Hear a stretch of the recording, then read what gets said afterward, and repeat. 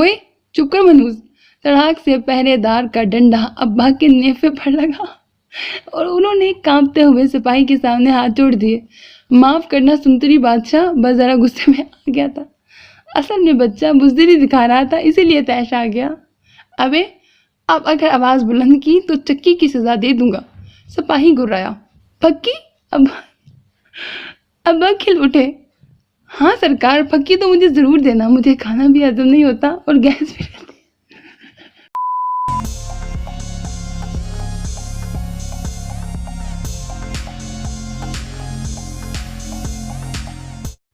Salam मेरे अजीज listeners, welcome back to your own channel Self Belief, which is specially made for novel lovers.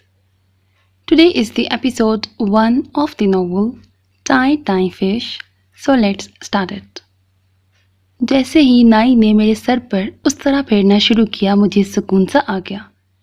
Tinned करवाना मेरे लिए हमेशा by से इत्मीनान रहा है। जैसे जैसे उस तरह मेरे सर पर फिरता जाता है, मुझे अपना आप हल्का फुल्का लगने लगता है। मैं टिंड इसलिए नहीं करवाता कि इससे सर को हवा लगती है, बल्कि मैंने नोट किया है कि टिंड करवाने से मेरा सर मुंह से अच्छा निकल आता है। अब्बा को मेरी टिंड से बहुत चिढ़ है। उनके बस में हो तो वो दुनिया भर के उस्तरों पर जंग लगवा दें। अगरचे उन्हें टिंड का कोई शौक नहीं है, लेकिन कुदरत ने उनके सारे बाल उड़ा दिए हैं। अब्बा की इतनी घनी टिंड देखकर मेरे मुंह से राल टपकने लगती है और मैं सोचता हूँ कि काश मेरा सर भी ऐसा स्मूथ हो जाए। मुझे याद है जब मैं छोटा होता था तो अब्बा के सर पर चपत मारने का बड़ा मज़ा आता था। बिल्कुल ऐसी आवाज़ आती थी जैसे तबले की तरकट से आती है। लेकिन जो मैं बड़ा होता गया, अब्बा का सर मुझसे दूर होता चला गया और फिर एक ऐसा वक्त आया कि इखलाकी एतबार से अब्बा के सर पर चपत मारना मेरे लिए जुर्म ज़ईफ़ी करार पाया। उन्हीं दिनों मैंने फैसला किया कि अब मैं अब्बा के सर पर इन्हिसार करने के बजाय अपने सर पर खुद खड़ा होऊंगा। यूँ मैंने खुद इन्हिसारी की पॉलिसी पर अमल करते हुए पहली दफ़ा टिंड कराई। मुझे याद है जब मैं पहली दफ़ा टिंड शुदा होकर घर पहुंचा तो अब्बा ने दरवाजे से ही मुझे चवन्नी देकर रुखसत करने की कोशिश की।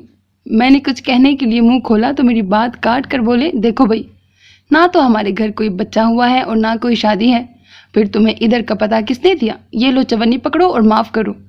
वो दरवाज़ा बंद करने लगे।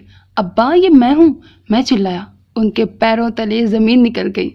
अबे आहिस्ता बोल, क्यों मुझे अब्बा अब्बा कहकर बदनाम कर रहा है? मैं कहाँ से तेरा बाप हो गया? वो गुर्राए। अब्बा, मेरी आंखों में आंसू आ गए। अब्बा तू ही मेरा बाप है, खुदा के लिए मुझे पहचान। अबे क्या बक रहा है? अब्बा के माथे पर पसीना आ गया। मैं ठीक कह रहा हूँ अब्बा, मैं तेरा बेटा हूँ, मैंने दुहाई दी। लेकिन मैं तो कभी मौत का कुआं देखने नहीं गया। अब्बा ने मरी मरी आवाज़ में दलील दी और बेइज्जती के एहसास से मेरा रंग सुर्ख हो गया। मैंने कोई और हमला होने से पहले जल्दी से कहा, अब्बा माजी में झांकने की बजाय मेरी आंखों में झांक, मैं तेरा बेटा कमाल हूँ, कमाला। कमाला? अब्बा ने हैरत से मुझे घूरा, फिर एकदम गुस्से से बोले, ये टिंड तूने खुद करवाई है या मस्जिद से स्लीपर चुराते पकड़ा गया है?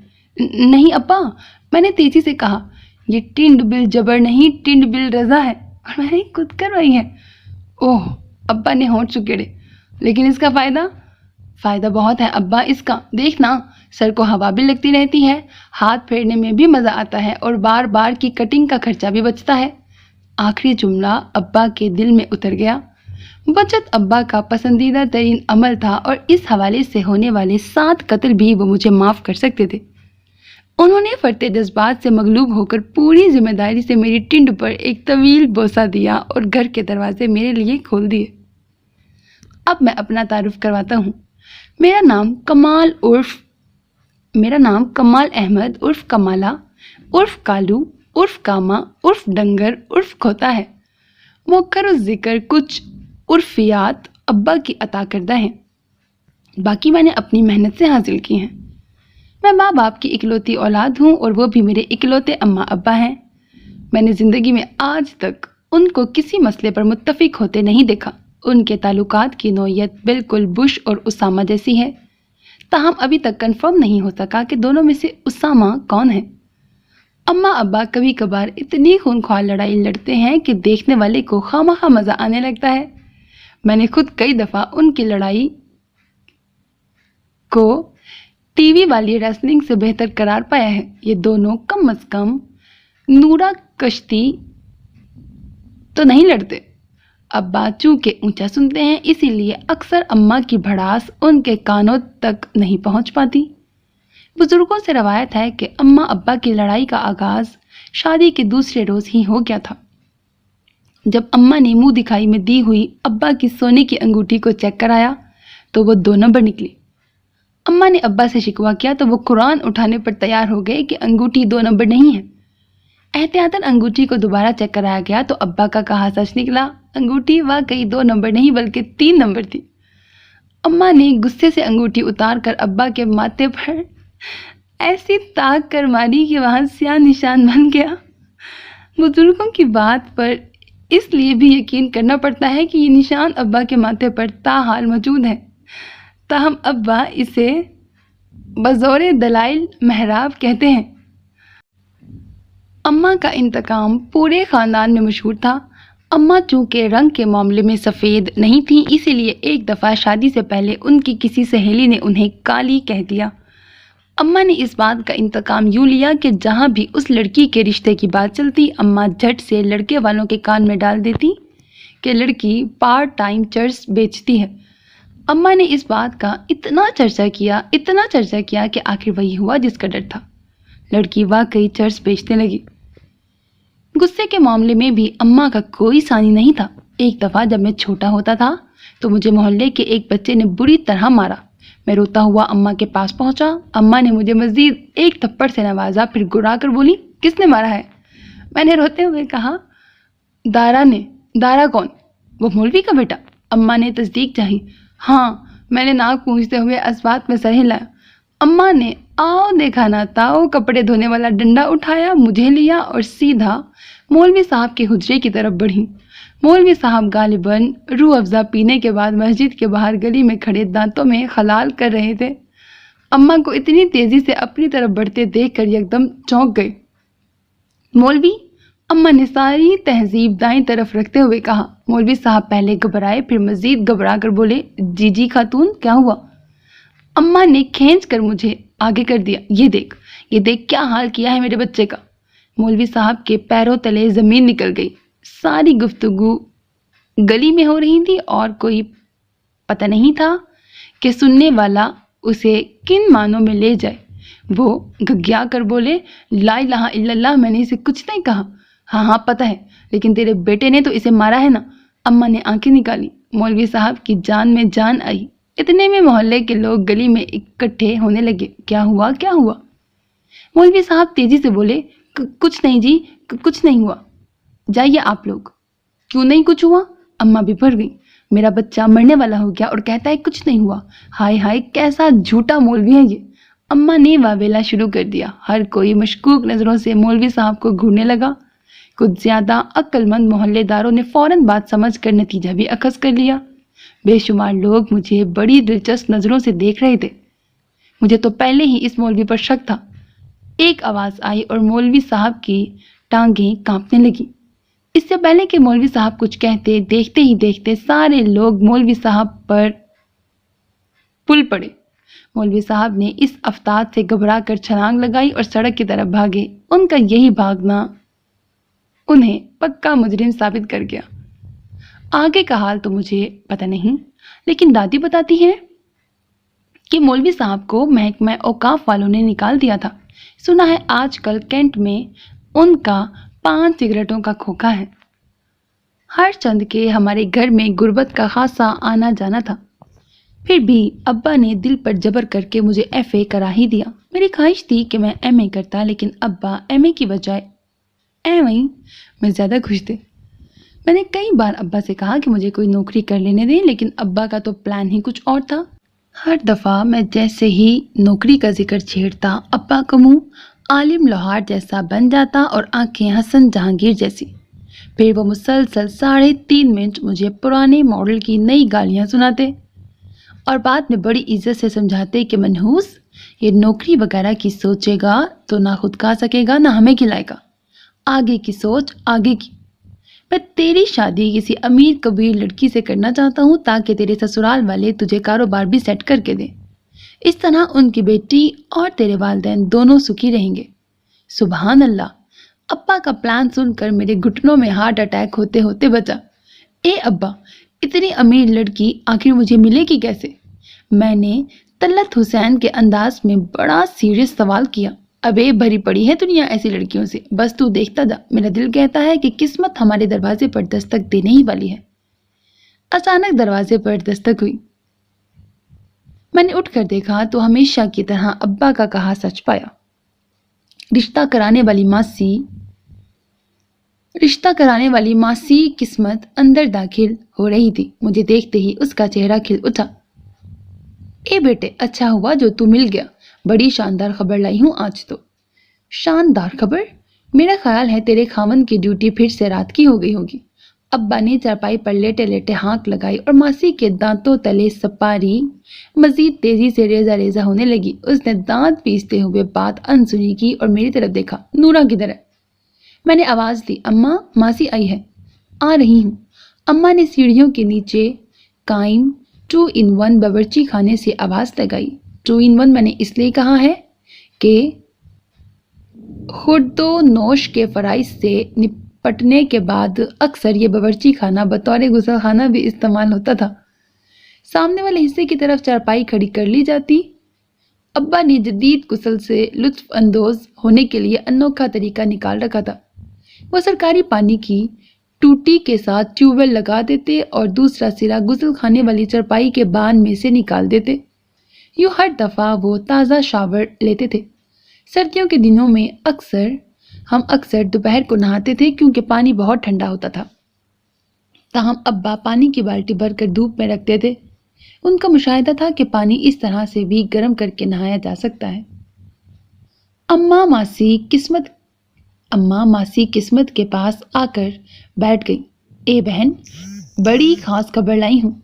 मासी ने अब्बा का जुमला आने के डर से न सिर्फ आवाज आहिस्ता रखी बल्कि जुमले में भी खातिर ख्वाह तब्दीली कर ली। मेरी कमेटी तो नहीं निकल आई? अम्मा ने गुर्बत का आलमी मुजाहिरा किया। ए नहीं, इससे भी बड़ी खबर है। मासी ने ऐनक दुरुस्त करते हुए कन अखियों से अब्बा की तरफ देखा जो चारपाई की अदवान में फंसे लापरवाही से हाथ हिलाते हुए नूरजहां का गीत पठाने खान की आवाज में गाने की कोशिश कर रहे थे। खाली खबर है या खुशी की खबर है? अम्मा ने एकदम चौंक कर पूछा। ए हे, अल्लाह खैर करे, खुशी की खबर है। मासी ने अपनी मुस्कुराहट छुपाई और अम्मा के हलक से तवील सांस निकल गई। तो बता फिर। मासी ने कुछ लम्हे तोकफ किया, फिर मेरी तरफ देखा। मैं बज़ाहिर साइकिल का चिमटा साफ कर रहा था लेकिन मेरे तमाम हवास से ज़रूरिया उसी तरफ थे। बात यह है कि फरीदा की बेटी ने बीए कर लिया है। आज उसका नतीजा था। पूरे कॉलेज में फर्स्ट आई है। तो फिर? अम्मा ने कहर आलूद नजरों से मासी को घूरा। फिर क्या, लड़की बहुत अच्छी है। बाप भी फैक्ट्री में फोरमैन है। लोग भी बहुत शरीफ हैं। तो हम क्या दहशत गर्द हैं? अम्मा कड़की। नहीं, मैंने यह कब कहा? मैं तो कह रही थी कि अपना कमाला पुत्र भी बड़ा हो गया है और अच्छा, तू रिश्ता लेकर आई है। अम्मा सारी बात समझ गई और मैं भी समझ गया कि अब क्या होगा। अम्मा एक झटके से उठ खड़ी हुई। अब्बा के कानों तक आवाजें तो नहीं पहुंची थी, ताहम अम्मा के उठने का एक्शन देखकर वो अंदाजा लगा चुके थे कि सब्जी में कुछ काला है। उन्होंने फौरन अपने गीत को लगाम दी और हमें तन चौकन्ने हो गए। बात सुन, हमने अपने लड़के का रिश्ता ऐरे गैरों में नहीं करना। दोबारा इस सिलसिले में आने की जरूरत नहीं। कमाले का रिश्ता हम जैसे बड़ी जात के राजपूतों में होगा। अम्मा ने गर्दन अकड़ाई। राजपूत? बे इख्तियार मेरा हाथ साइकिल की घंटी से फिसल गया। मुझे अच्छी तरह याद था कि अब्बा ने बताया था हम शेख हैं। अब्बा की जरपाई मेरे करीब थी। मैंने सरगोशी की। अब्बा, क्या हम राजपूत हैं? क्या कहा? जिनपूत हैं? अब्बा चौंके। अबे होश कर, इस गरीब घर में जिन भूत कहाँ से आ गए? यहाँ से तो चुड़ैलें भी पर्दा करके गुजरती हैं। जिन भूत नहीं अब्बा, राजपूत। राजपूत کیا ہم راجپوت ہیں؟ میں نے ضد ہو کر ابا کے کان کے اندر داخل ہوتے ہوئے کہا۔ یہ کس نے کہا؟ ابا سیدھے ہوئے۔ اماں کہہ رہی ہیں۔ ہو سکتا ہے وہ اپنی جگہ ٹھیک کہہ رہی ہو۔ ابا نے سر ہلایا۔ دیکھ نورا، رشتہ بہت اچھا ہے، ہاتھ سے نکل جائے گا۔ ماسی قسمت نے آخری کوشش کی۔ ماسی رشتہ نکلے نہ نکلے تو ضرور نکل جا، ورنہ میرا دماغ چل گیا تو۔ اماں نے چپل اٹھا لی۔ ماسی نے تمام تر خدشات کو مد نظر رکھتے ہوئے اپنا برقع سمیٹا، میری طرف دیکھ کر پان کی پیک زور سے زمین پر تھوکی اور منہ بناتی ہوئی چلی گئی۔ یہ اس دن کی بات ہے جب میں 2 روپے کا دہی لینے مجید کی دکان پر جا رہا تھا۔ ساری گلی بچوں سے بھری ہوئی تھی۔ صبح کا وقت تھا اور صبح کے وقت غریبوں کے گھروں کی گلیاں اور نالیاں بچوں سے بھری ہوتی ہیں۔ میرا دھیان اوپر کی طرف تھا۔ گلی کے درمیان میں سے کسی پتنگ کی ڈور گزرتی دکھائی دے رہی تھی۔ ڈور میں خاصا تناؤ تھا، جسے لگ رہا تھا کہ پتنگ یا تو کہیں پھنسی ہوئی ہے یا پھر دوسری طرف سے بھی ڈور کسی کے قبضے میں ہے۔ اچانک ڈور ڈھیلی پڑ گئی اور نیچے کی طرف آنے لگی۔ یقیناً کسی ایک طرف کا سرا چھوٹ گیا تھا۔ پتنگ لوٹنا میرے لیے بس لوٹنے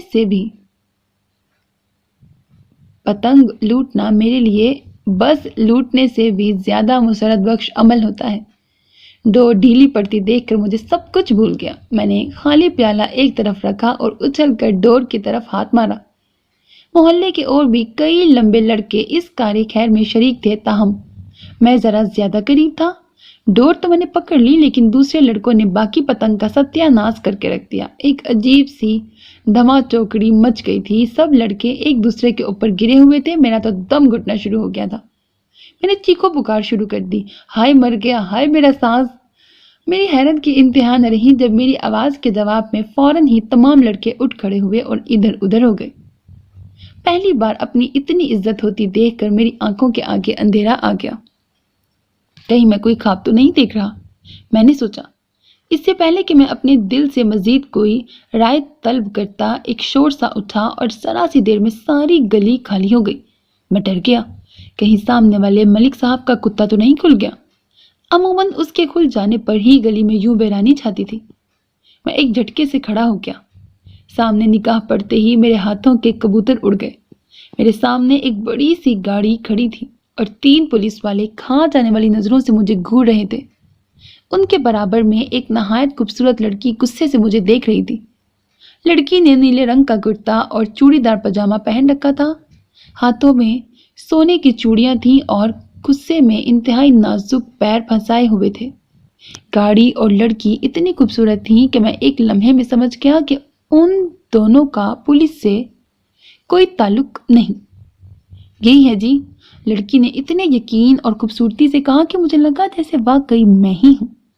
لڑکی کا جملہ سنتے ہی تھانے دار نے اشارہ کیا اور 2 پولیس والوں نے تیزی سے مجھے جکڑ لیا۔ میں ان کے ہاتھوں میں کسمسانے لگا۔ کیا کیا ہے میں نے؟ میری مریل سی آواز سی گئی۔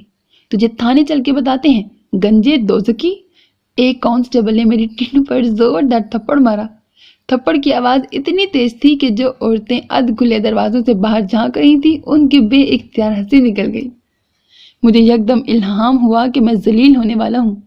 اصل میں مجھ پر اللہ تعالیٰ کا خاص کرم ہے۔ میں نے اکثر نوٹ کیا ہے کہ مجھے آنے والے وقت کا پہلے سے اندازہ ہو جاتا ہے۔ مجھے یقینی الہام تھا کہ میری ٹینڈ مسلسل خطرے میں ہے۔ میری سمجھ میں نہیں آ رہا تھا کہ لڑکی مجھے گرفتار کرانے پر کیوں تلی ہوئی ہے اور اس نے کس جرم میں مجھے پہچانا ہے۔ میں لڑکی کی طرف منہ کر کے گڑ گڑایا، دیکھیں جی، آپ کو کوئی غلط فہمی؟ پٹاک! میری بات پوری ہونے سے پہلے ہی میری ٹینڈ پر کانسٹیبل کا کھلا ہاتھ پڑا اور مجھے یوں لگا جیسے میرے سر پر سٹیل کی پرات آ گری ہو۔ پہلی دفعہ احساس ہوا کہ اگر میرے سر پر بال ہوتے تو مجھے اتنی چوٹ نہ لگتی۔ تھانے دار نے بھی شاید میری بات کا برا منایا تھا۔ چیخ کر بولا، ابے میڈم فہمی کو غلط کہہ رہا ہے، میں تیری ٹینڈ پھاڑ دوں گا۔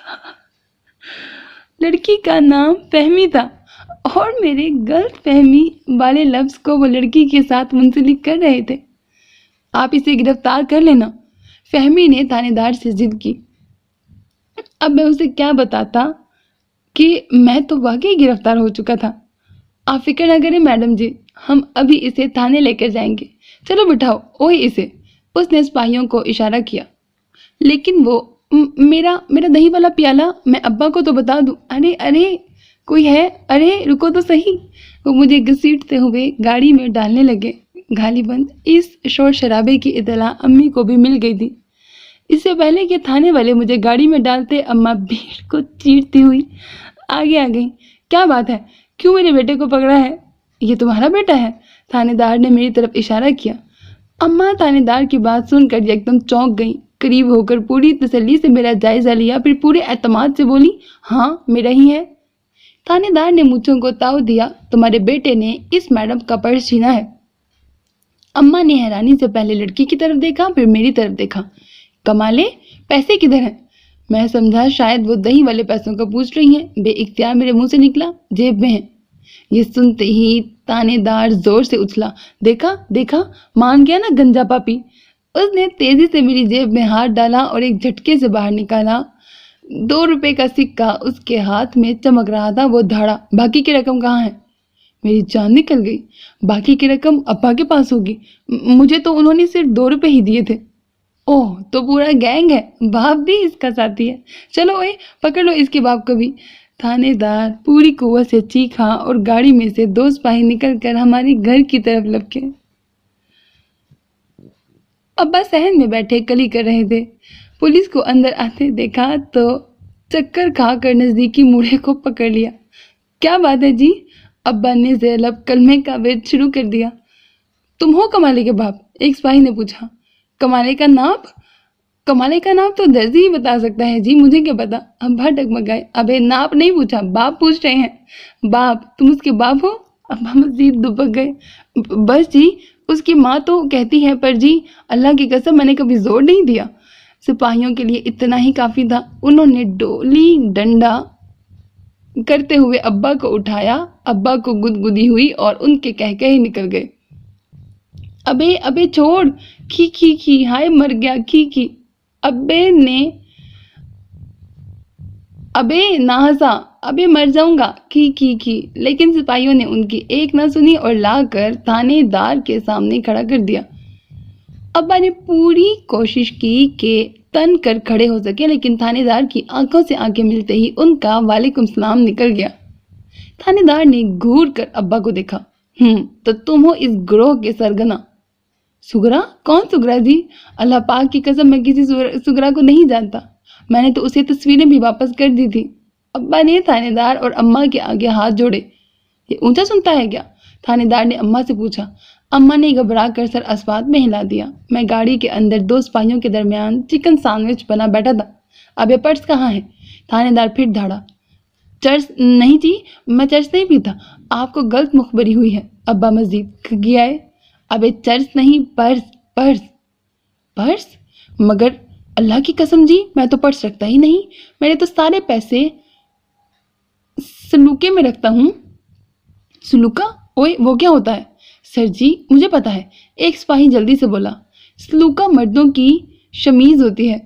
جی. تھانے دار نے کچھ لمحے اس کی بات پر غور کیا, پھر ابا کی بغلوں میں ڈنڈا چبوتے ہوئے بولا. کہاں ہے اوے تیرا سلوکا؟ جناب میں نے اس وقت سلوکا ہی پہن رکھا ہے. ابا نے انکشاف کیا اور یہ سنتے ہی پولیس والے یک دم چوکنے ہو گئے. تھانے دار نے چیتے کسی پھٹی سے ابا کے سلوکے کی جیب میں ہاتھ مارا.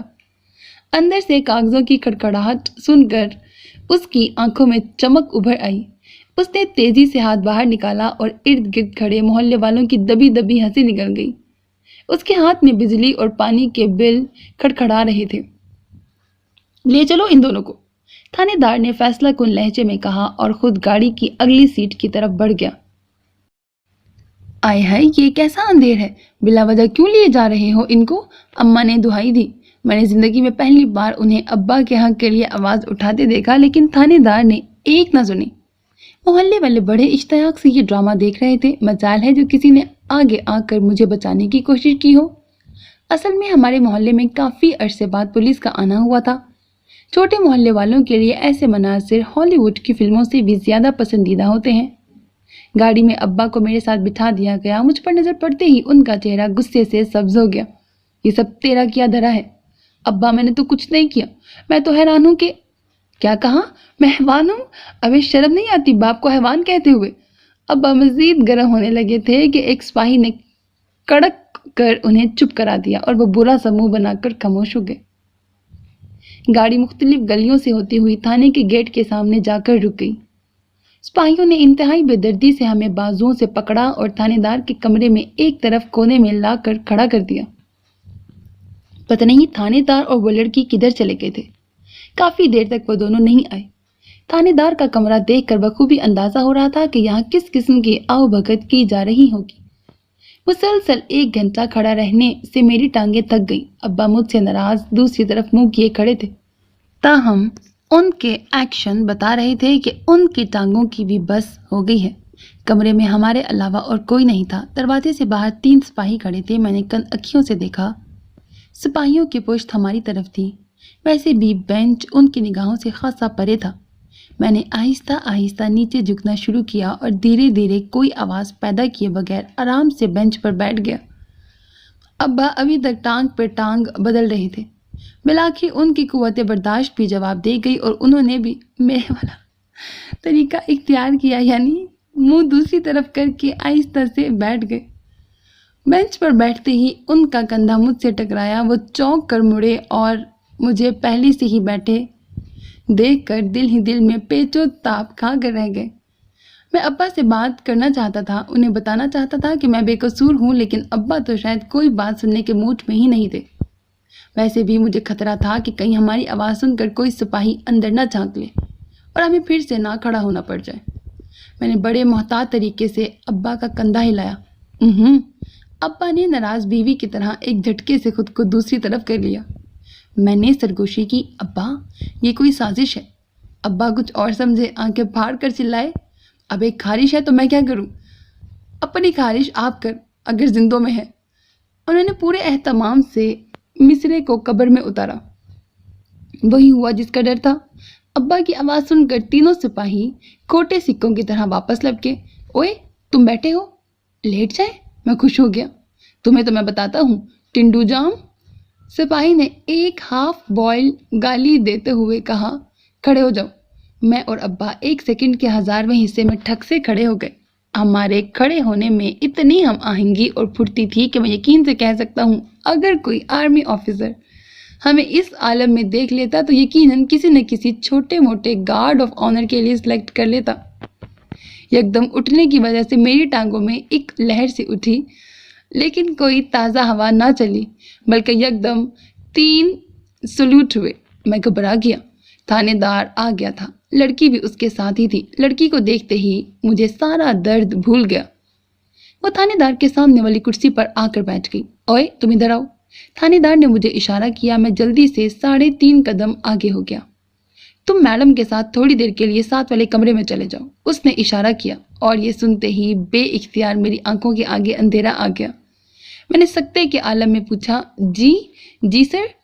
اوئے جی کے بچے، میں نے کہا ہے تم میڈم جی کے ساتھ تھوڑی دیر کے لیے دوسرے کمرے میں چلے جاؤ۔ شکریہ جی، بڑی مہربانی، میں نہال ہو گیا۔ اوئے ٹنڈ خان، مہربانی کس چیز کی؟ اوئے تھانے دار چونکا۔ سر جی، آپ مجھ غریب کو اتنی بڑی سہولت جو دے رہے ہیں، میں نے شرما کر کہا۔ سہولت؟ کون سی سہولت اوئے خبیث؟ تھانے دار یکدم اچھل پڑا اور میں سمجھ گیا کہ مجھ سے سمجھنے میں کوئی چھوٹی موٹی غلطی ہو گئی ہے۔ اس سے پہلے کہ اس کے ڈنڈے سے کوئی بڑی غلطی سرزد ہو جاتی، میں نے تیزی سے سنبھلتے ہوئے کہا، سر جی میرا مطلب ہے کہ آپ نے ابھی تک مقدمہ درج نہیں کیا، یہ مہربانی کیا کم ہے جی؟ میں نے اسے مطمئن کیا۔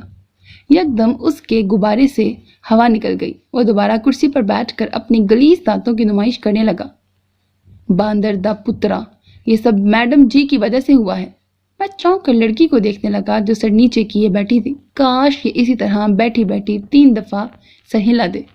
میں نے ناممکن سپنا دیکھنا چاہا، لیکن اسی لمحے 2 سپاہیوں نے مجھے دونوں بازوؤں سے پکڑا اور ساتھ والے کمرے کی طرف گھسیٹنے لگے۔ تھانے دار کے کمرے سے نکلتے ہوئے میں نے ایک نظر ابا کی طرف ڈالی۔ ان کے چہرے پر 535.33 گالیاں رقص کر رہی تھیں۔ ساتھ والے کمرے میں مجھے بٹھا کر ایک سپاہی دروازے کے پاس پہرا دینے لگا۔ میں بڑی بےتابی سے اس کافر حسینہ مسلمان حسینہ کا انتظار کرنے لگا۔ جس کمرے میں مجھے بٹھایا گیا تھا اس میں 2 ہی کرسیاں پڑی تھیں، گویا دوسری کرسی اس کتالہ کے لیے تھی۔ مجھے شدید حیرانی ہو رہی تھی کہ آخر لڑکی علیحدگی میں مجھ سے کیا بات کرنا چاہتی ہے۔ اتنا تو طے تھا کہ لڑکی کسی اونچے گھرانے کی تھی اور غصے کی بھی خاصی تیز تھی۔ مجھے انتظار کرتے کرتے کافی دیر ہو گئی۔ جب آدھے گھنٹے تک بھی کمرے میں کوئی نہ آیا تو میری بےتابی بڑھنے لگی۔ پتہ نہیں وہ تھانے دار سے کیا باتیں کر رہی ہوگی۔ ابا بھی اسی کمرے میں تھے۔ مجھے بے اختیار ابا پر رشک آنے لگا۔ اس سے پہلے کہ میرا یہ رشک حسد میں تبدیل ہوتا، اچانک دروازہ کھلا اور وہ آگ کی تتلی اندر داخل ہوئی۔ میں نے ڈر کے مارے آنکھیں نیچے کر لیں۔ اس کے نکھرے نکھرے خوبصورت پیر میرے سامنے تھے۔ میں نے حساب لگایا کہ اس کے پیر میری ٹنڈ سے خاصی خوبصورت تھے۔ ٹنڈ کا خیال آتے ہی میں نے بے اختیار سر پر ہاتھ پھیرا۔ اسی لمحے اس کی آواز میرے کانوں میں پڑی اور مجھے یوں لگا جیسے کسی نے میرے سر پر ہتھوڑا دے مارا ہو۔ مجھے اس کی آواز کنویں سے آتی محسوس ہوئی۔ وہ کہہ رہی تھی، تمہیں مجھ سے شادی کرنی ہوگی۔ میرا دماغ سائیں سائیں اور دل کائیں کائیں کرنے لگا۔ اس سے پہلے کہ میں کچھ بولتا وہ تیزی سے مڑی اور باہر نکل گئی۔ حوالات میں مجھے اور ابا کو اکٹھے بند کیا گیا تھا۔ ابھی تک ہمارے پیچھے کوئی خبر لینے نہیں آیا تھا کہ ہم پر حوالات میں کیا گزر رہی ہے۔ میں تو اپنے ہوش میں ہی نہیں تھا۔ بار بار لڑکی کا جملہ کانوں میں گونج رہا تھا۔ میرے ذہن کی تو یہ حالت ہو رہی تھی کہ لگتا تھا آدھے گھنٹے بعد مینڈک بن جاؤں گا۔ ابا مجھ سے تمام حالات سن چکے تھے اور خوشی سے پاگل ہوئے جا رہے تھے۔ انہوں نے فوراً اپنی ناراضگی ختم کرتے ہوئے میری ٹنڈ سہلائی، پھر میری کمر تھپ تھپا کر بولے، ابے کمالے، تو نے تو کمال کر دیا، کیا چھکا مارا ہے۔ میں حونکوں کی طرح ان کا منہ دیکھنے لگا۔ اچھا یہ بتا، تو نے اسے جواب کیا دیا؟ کچھ بھی نہیں، میں ہکلایا۔ ابا نے بغور میری بات سنی اور ان کے ماتھے پہ سلبٹیں پڑ گئیں۔ یعنی کہ تو نے اسے ہاں نہیں کی؟ ابا، اصل میں گھبرا گیا تھا۔ کیا کہا؟ تو اس کے گھر گیا تھا؟ ارے واہ، اس کا مطلب ہے بات 100% پکی۔ ابا چہکے اور میں نے اپنا سر پکڑ لیا۔ ابا فوراً سمجھ گئے کہ حسب معمول ان سے سننے میں 19-20 ہو گئی ہیں، لہٰذا فوراً بولے، تو نے یہی کہا ہے نا کہ تو اس کے گھر گیا تھا؟ میں نے ہاتھ کا بھونپو بنا کر ابا کے کان کی پاتال داخل ہوتے ہوئے کہا، میں گھبرا گیا تھا۔ ابا جلال میں آ گئے۔ ابے کس بات سے گھبرا گیا تھا؟ اتنا لمبا چوڑا گنجا جوان ہو کر ایک لڑکی سے گھبراتا ہے؟ ابے شرم نہیں آتی؟ ثابت ہو گیا کہ تو کسی گدھے کا بچہ ہے۔ اتنی بزدلی تجھ میں کہاں سے آ گئی؟ اور اوے چپ کر منوز۔ تڑاک سے پہرے دار کا ڈنڈا ابا کے نیفے پر لگا اور انہوں نے کانپتے ہوئے سپاہی کے سامنے ہاتھ جوڑ دیے۔ معاف کرنا سنتری بادشاہ، بس ذرا غصے میں آ گیا تھا۔ اصل میں بچہ بزدلی دکھا رہا تھا، اسی لیے تیش آ گیا۔ ابے اب اگر آواز بلند کی تو چکی کی سزا دے دوں گا۔ سپاہی گرایا۔ پکی؟ ابا کھل اٹھے۔ ہاں سرکار، پکی تو مجھے ضرور دینا، مجھے کھانا بھی ہضم نہیں ہوتا اور گیس بھی رہتی۔ سپاہی نے دانت پیس کر میری طرف دیکھا اور غصے میں پھنکتا ہوا چلا گیا۔ میں نے کان لپیٹ کر سونے کی کوشش کی لیکن ابا پھر میرے سرانے آ گئے۔ اب کی بار انہوں نے پینترا بدل کر خوش آمدانہ انداز اختیار کیا۔ کمالے، میں نے کروٹ بدلی۔ ابے وہ کمالے، مجھے نیند آئی ہے، میں نے جمائی لی۔ ابے دیکھ، بیٹا نہیں میرا، چل اٹھ کے بیٹھ، تجھے کچھ طریقے سمجھاتا ہوں۔ طریقے؟ ابا میں نے تو نہیں بننا۔ ابے امیر لڑکی پھانسنا بھی ایم اے کرنے والی بات ہی ہوتی ہے۔ ابا نے حسب روایت میری بات کا نیا مطلب نکالتے ہوئے کہا۔ مجھے پتا تھا کہ اب اگر ابا سے اونچی آواز میں بات نہ کی گئی تو وہ ہر بات کا الٹا ہی مطلب نکالیں گے۔ اچانک مجھے کچھ یاد آیا۔ ابا، تیرا اعلی سماعت کدھر ہے؟ کون؟ میرا سالہ شجاعت؟ ارے اس کا ذکر اس وقت بیچ میں کہاں سے آ گیا؟ بدبخت کہیں بیٹھا گلے سڑے پھل فروٹ بیچ رہا ہوگا۔ میرا دل چاہا کہ اپنا سر حوالات کے سلاخوں میں دے ماروں، پھر سوچا بلا وجہ سلاخیں گندی کرنے کا کیا فائدہ، لہٰذا آواز نیچی رکھتے ہوئے دوبارہ ہاتھ کا بھونپو بنا کر ابا کے کان میں کہا، اے میرے باپ، تیرا اعلی سماعت کدھر ہے؟ ابا چونک گئے۔ فوری طور پر قمیض کی دائیں جانب میں ہاتھ ڈالا، پھر بائیں جانب چیک کی، دونوں طرف سے مایوس ہو کر شلوار کی جیب میں ہاتھ ڈالا۔ تھوڑی سی دیر کے لیے ان کے چہرے پر مسرت کی لہر دوڑی۔ لیکن جیسے ہی ان کا ہاتھ باہر نکلا ان کا منہ لٹک گیا۔ ان کے ہاتھ میں قبل از مسیح کا چندہ بیٹری سیل تھا۔ ابا نے میری طرف دیکھا اور ٹھنڈی سانس لے کر لیٹ گئے۔ ہم دونوں خوش قسمت تھے کہ اس رات حوالات میں ہمارے علاوہ اور کوئی قیدی نہیں تھا۔ حوالات میں نہ صرف گرمی اور حبس تھا بلکہ مردانہ مچھر بھی خاصی تعداد میں موجود تھے، لہٰذا مجھے کچھ ہی دیر بعد گہری نیند آ گئی کیونکہ یہ ماحول بالکل ہمارے گھر جیسا تھا۔ اگلی صبح مجھے دوبارہ تھانے دار کے حضور پیش کیا گیا۔ ابا بھی ساتھ ہی آنا چاہتے تھے لیکن سپاہی کے ڈنڈے پر تیل لگا دیکھ کر وہیں دبک گئے۔ اب کی بار تھانے دار کا رویہ خاصا نرم تھا۔ اس نے بڑے پیار سے مجھے 3-4 گالیاں دی، پھر بڑے رازدارانہ انداز میں آگے کو جھکتے ہوئے بولا، میڈم نے کیا بات کی تھی؟ میں نے فوری طور پر اپنی عقل سے پوچھا، کیا مجھے سچی بات بتا دینی چاہیے؟ جواب ارجنٹ میل سے آیا، الو کے پٹھے چپ رہو۔ لہٰذا میں نے فوری طور پہ کہا، کوئی بات نہیں تھی، کوئی بات نہیں ہوئی۔ کوئی بات نہیں ہوئی یہ کیسے ہو سکتا ہے؟ گنجے خبیث، تو مجھے جانتا نہیں ہے، تجھے پتا ہے میرا باپ کون تھا؟ آپ کو نہیں پتا جی؟ میں نے شدید حیرانی کے عالم میں پوچھا۔ میری بات سن کر تھانے دار ایسے اچھلا جیسے اس نے اچانک انٹرنیٹ پر بش اور اسامہ کو دیکھ لیا ہو، لیکن اچانک ہی اس کے چہرے پر مسکراہٹ پھیل گئی۔ میں نے اس کی نظروں کے تعاقب میں اپنی نظریں دوڑائیں اور خوشی سے میری چیخ نکلتے نکلتے رہ گئی۔ میری ہونے والی لڑکی کمرے میں داخل ہو رہی تھی۔ مجھے اپنا آپ خاوند سا لگنے لگا۔ میڈم جی آئیے تشریف لائیے۔ تھانے دار یکدم اپنی پینٹ کی طرح ڈھیلا پڑ گیا۔ لڑکی نے اس سے بات کرنے کی بجائے ایک نظر میری طرف ڈالی، پھر بڑی ادا سے بال جھٹک کر بولی، تھانے دار صاحب، آپ اور آپ کا عملہ ابھی تک اس سے میرا پرس اور رقم برآمد نہیں کروا سکے۔ میرا خیال ہے مجھے DIG سے بات کرنی ہوگی۔ لڑکی کی بات سن کر میرے پیروں کے چوہے اڑ گئے۔ وہ تو پوری طرح مجھے پھنسوانے کے چکر میں تھی۔ میں حیرت میں پڑ گیا۔ کل تو اس ڈیش کا انداز ہی کچھ اور تھا۔ میں نے مکمل مایوسی سے اپنی نہ ہونے والی بیگم کو دیکھا۔ میڈم جی، میں نے تو اسے صرف آپ کی وجہ سے ڈھیل دے رکھی ہے، آپ اجازت دیں تو ابھی اس سے سب کچھ اگلوا لوں۔ تھانے دار نے مونچھوں کو مروڑا۔ دیکھیے، مجھ سے تشدد وغیرہ نہیں دیکھا جاتا۔ آپ اپنے طور پر اسے قتل کر دیں یا اس کی ٹانگیں توڑ دیں، مجھے کوئی پرواہ نہیں۔ مجھے تو بس اپنا پرس اور 1.5 لاکھ روپے چاہیے۔ اس نے بے حسی سے گردن ہلائی۔ میری چیخ نکلتے نکلتے رہ گئی۔ وہ اکٹھا 1.5 لاکھ مجھ پر ڈال رہی تھی۔ مجھے تو یہ بھی نہیں پتا تھا کہ 1.5 لاکھ ڈال سے لکھا جاتا ہے یا توئیں سے۔ میں نے رو دینے والی آواز میں کہا، میڈم جی، اللہ کی قسم مجھے کچھ نہیں پتا۔ میں تو گھر سے دہی لینے نکلا تھا۔ میں نے آپ کو پہلی مرتبہ دیکھا ہے۔ اتنا بڑا جھوٹ! تھانے دار نے ڈنڈا میز پر مارا۔ تم اسے 3 دفعہ دیکھ چکے ہو، 2 دفعہ کل، 1 دفعہ آج۔ اوکے تھانے دار صاحب۔ اس نے بالوں کو ایک جھٹکے سے پیچھے کیا۔ میرے پاس تو وقت نہیں ہے، آپ اس سے میری رقم اور پرس نکلوائیے اور جب مل جائے تو مجھے فون کر کے بتا دیجیے گا۔ میڈم میں مر جاؤں گا، میں چلایا۔ بیٹے میں دفنا دوں گا، تھانے دار نے مجھے پچکارا۔ تم پرس اور پیسے دو، یہ تمہیں چھوڑ دیں گے، لڑکی نے مسکرا کر کہا، اور میرا جی چاہا کہ اس کے سفید سفید دانتوں پر آیوڈیکس مل دوں۔ وہ پوری طرح سے مجھے پھنسوا رہی تھی۔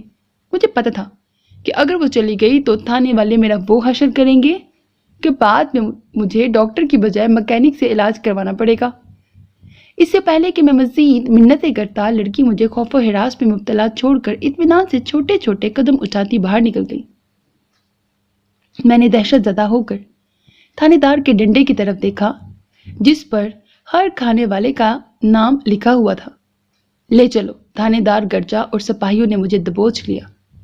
میرے سارے رونگٹے کھڑے ہو گئے اور میں تھر تھر کانپنے لگا۔ سپاہی مجھے گھسیٹتے ہوئے ڈرائنگ روم میں لے آئے۔ یہاں کا ماحول دیکھ کر میری رہی سہی جان بھی جاتی رہی۔ دیواروں پر عجیب و غریب، نجیب الطرفین اور کثیر المقاصد اوزار لٹکے ہوئے تھے۔ چھت پر ایک پرانا پنکھا اور پنکھے میں رسی لٹک رہی تھی۔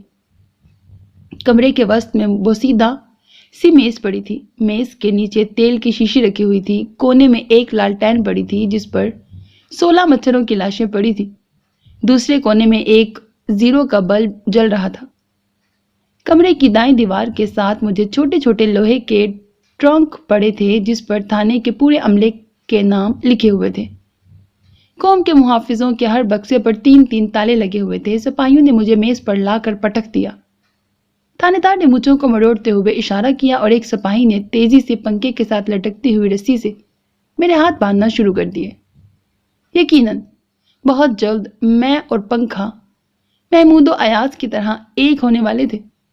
میں نے سوچا اگر میں پنکھے کے ساتھ گھومتے ہوئے زمین کو دیکھوں گا تو کیا زمین مجھے گھومتی ہوئی دکھائی دے گی یا ساکت نظر آئے گی؟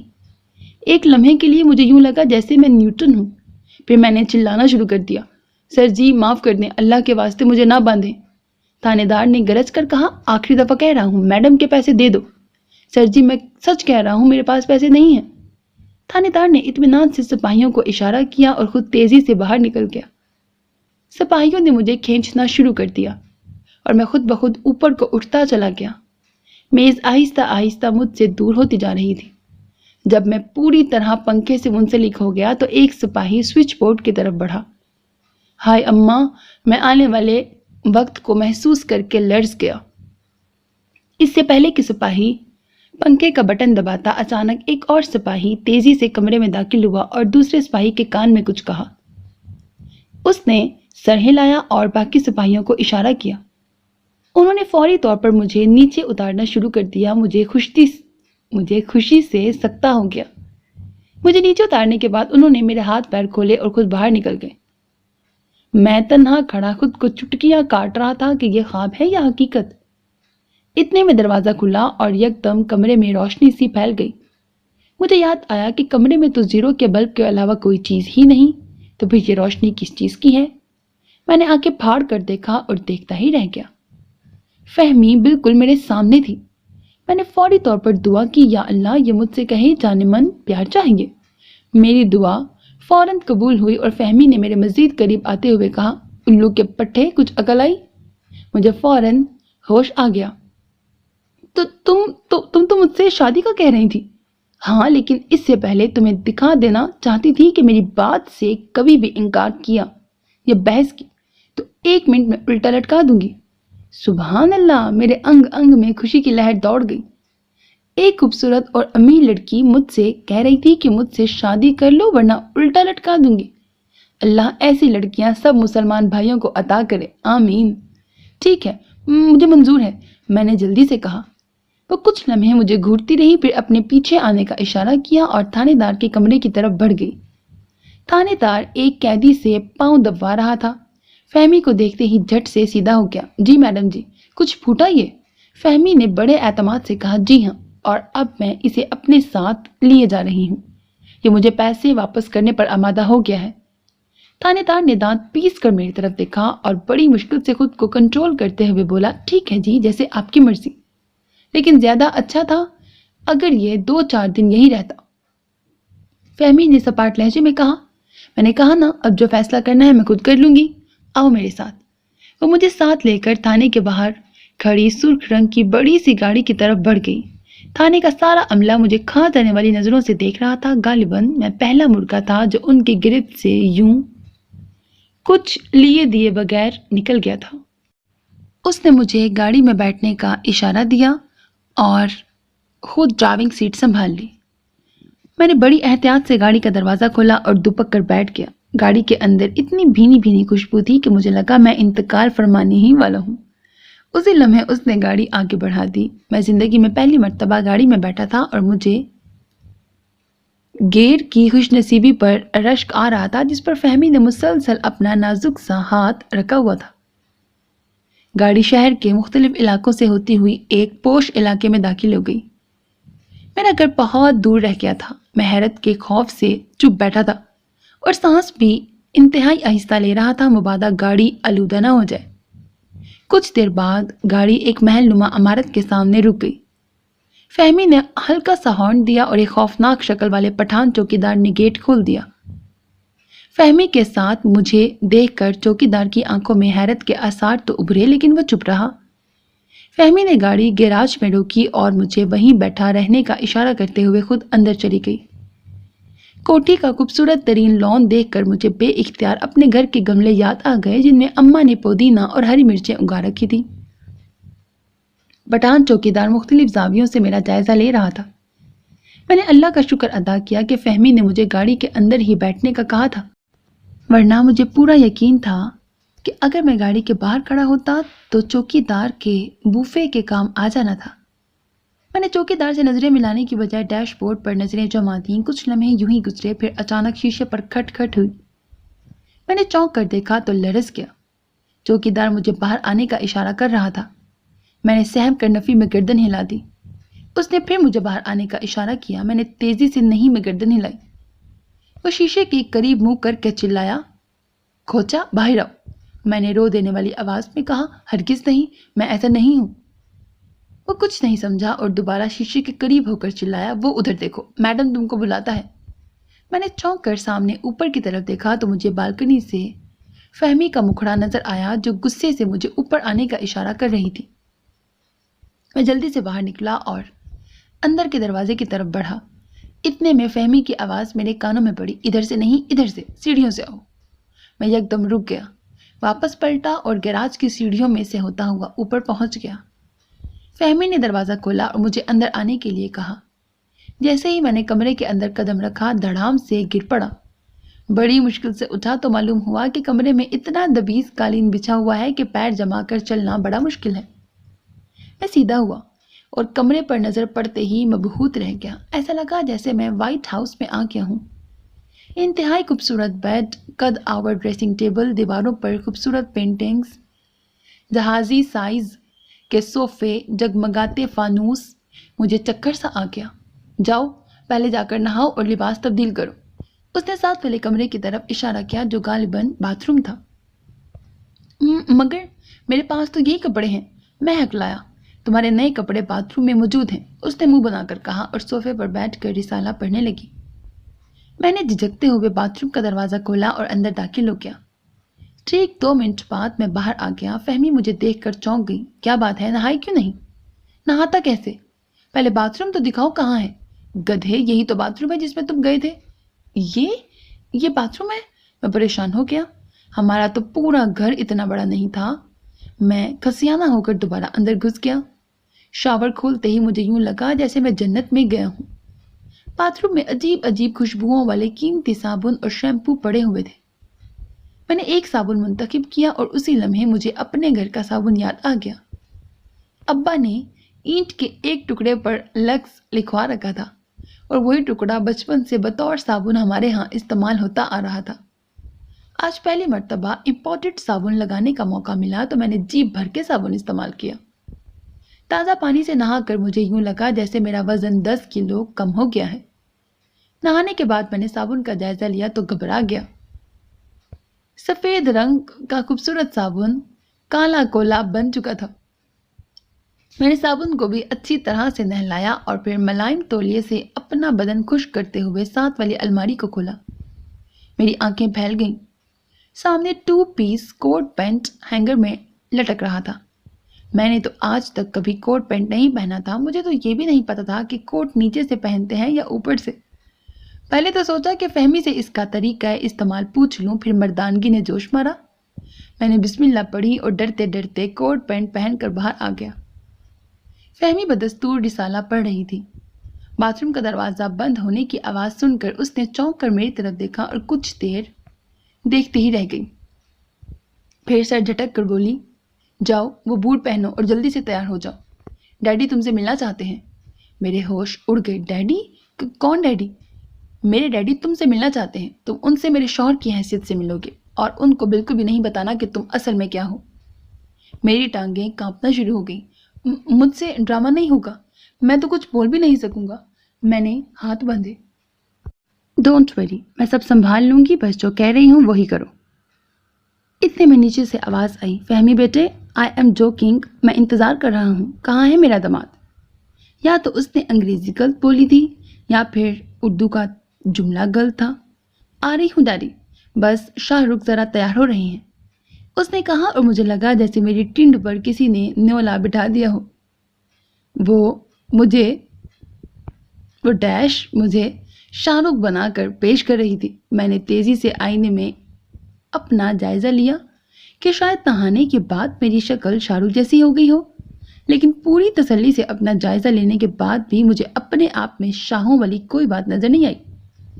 मैं शाहरुख तो नहीं लग रहा था, ताहम किसी शाह को अगर मेरी इस गुस्ताखी का पता चल जाता तो उसने जरूर मेरी तरफ रुख कर लेना था।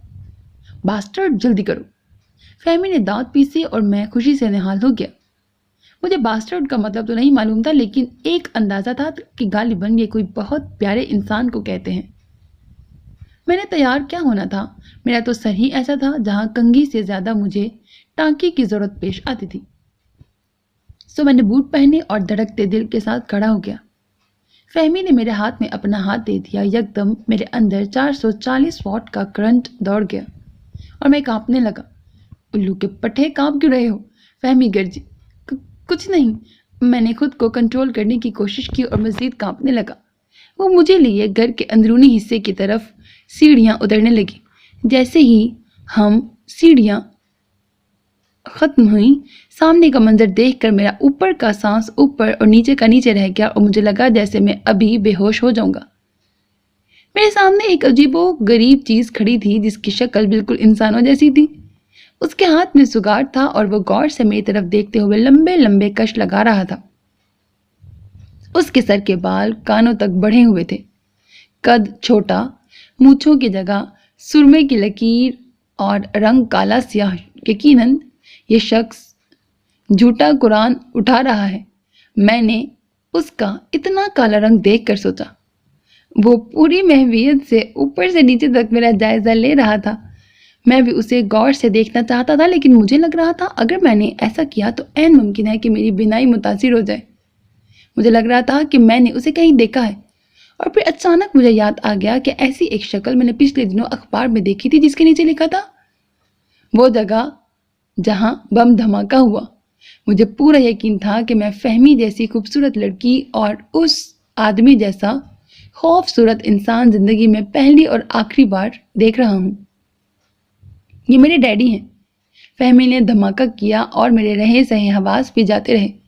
और डैडी, ये हैं आपके दामाद। उसने मेरा तारुफ कराया। डैडी ने मेरी टिंड की तरफ देखा और बोले, ये दामाद है या दमाग? बेइज्जती के एहसास से मेरा दिल खुश हो गया।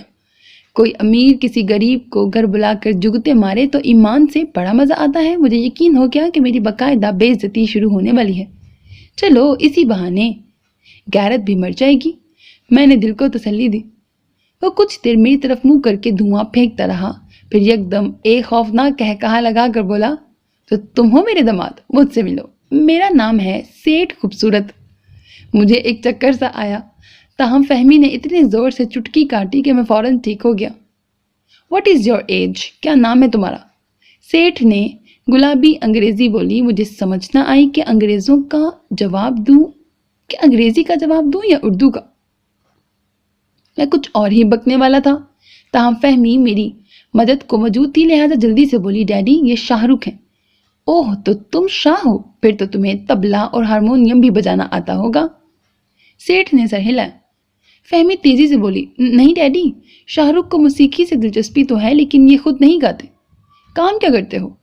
सेठ ने इंटरव्यू शुरू किया। डैडी, शाहरुख बहुत बड़े साइंसदान हैं।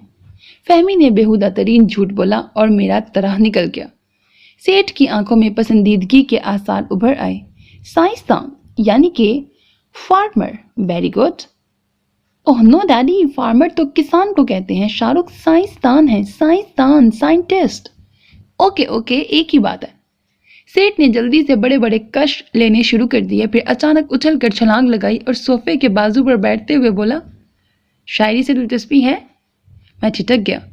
जी जी डैडी, शाहरुख को शायरी सुनना बहुत पसंद है और आपकी शायरी के तो दीवाने हैं।